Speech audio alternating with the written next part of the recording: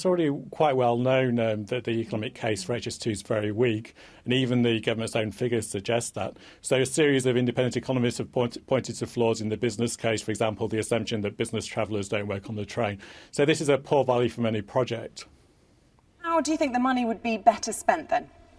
Well, obviously, one idea would be to reduce government borrowing, or alternatively to have some tax cuts. Or if you're going to spend it on transport, then there are numerous schemes that have much better returns than high speed too.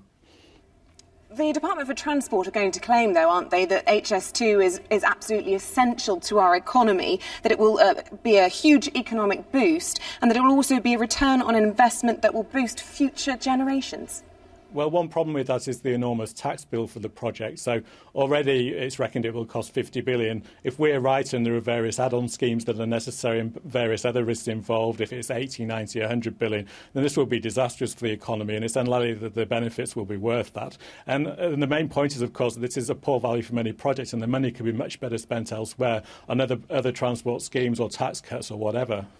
Dr Wellings, is your sense that the government is going to plough on with this regardless of your advice? We saw a similar report with the similar findings published by the National Audit Office in May, and yet it seems as though the government is keen to push ahead.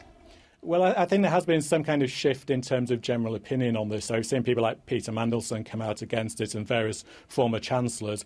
But I do think it's still quite likely to go ahead because there are very powerful entrenched interests behind the scheme. So some of the city councils in the north and the Midlands. And it will be quite difficult for the government to withdraw at this late stage. And of course, there's huge political capital invested in this now. A group of powerful special interest groups are behind it, though. That was one of the findings of your report.